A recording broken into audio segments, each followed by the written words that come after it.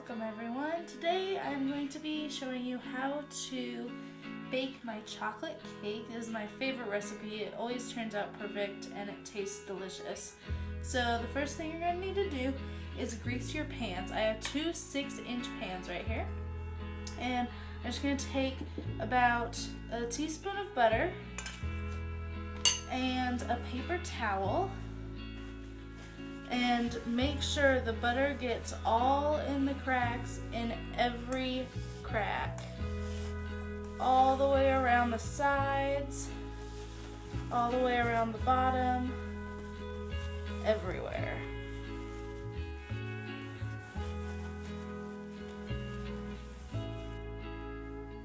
Now you're going to do this to the other pan. Just make sure and get it all the way in the corners. Make sure just to get it everywhere. Now once you've greased both of your pans, you're going to want to put about a tablespoon of flour into your first pan.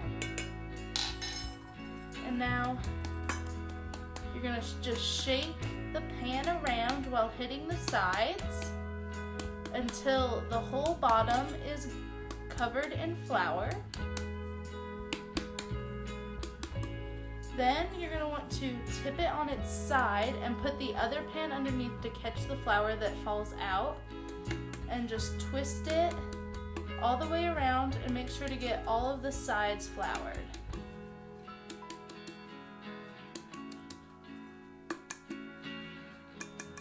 Now dump the rest of the flour from this pan into your other pan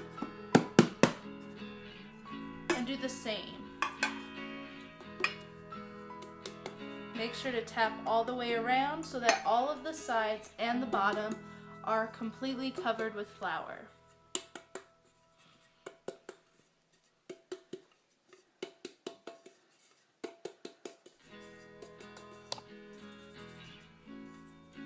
Once both pans are covered in flour, go ahead and just dump the rest of the flour back into your container.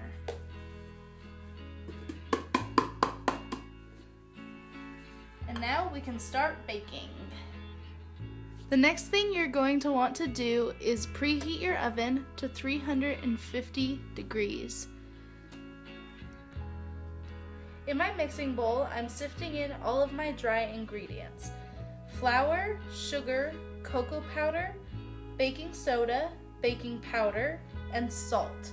All of the measurements can be found on my website. You're just going to want to sift it through so that there are no lumps at all in your dry ingredients. Now that we have all of our dry ingredients sifted, we're going to measure out our wet ingredients. Now we're going to mix all of our wet ingredients. I like to put them all into a measuring cup that has a spout, so they're really easy to pour into our dry ingredients. So right here we have 1 cup of buttermilk, and if you don't have buttermilk, you can add 1 tablespoon of vinegar to 1 cup of regular milk. And you have to let it stand for 5 minutes before using it. So I'm going to add in our oil and our vanilla, and then crack in our eggs.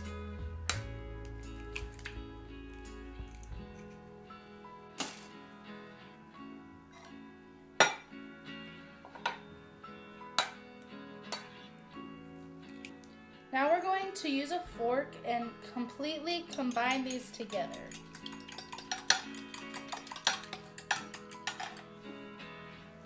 Now that all of our wet ingredients are completely mixed together, we are going to add them into our dry ingredients. Now we are going to mix in our wet ingredients to our dry ingredients. I'm going to turn on my mixer to a very slow speed, the very first speed, so that nothing will splash out. Just slowly add in all of your wet ingredients and then mix for 2 minutes on high.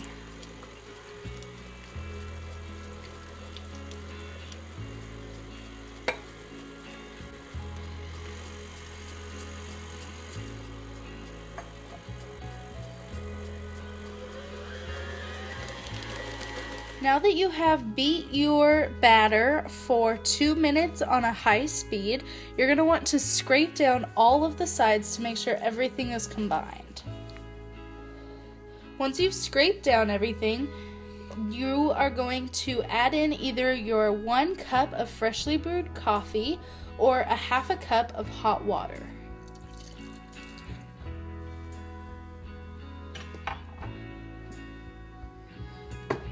Beat on a low speed for another 3 minutes.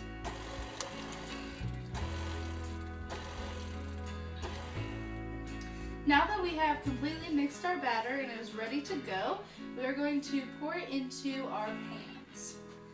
You want to make sure and put an even amount into each pan so that both of your cakes are the same size.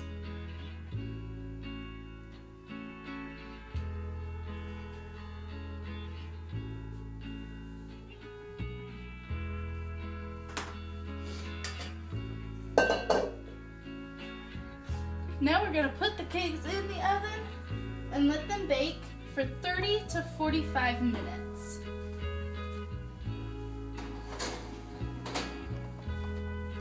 If you have the option, it's a good idea to put convection bake on. Our cakes are done and ready.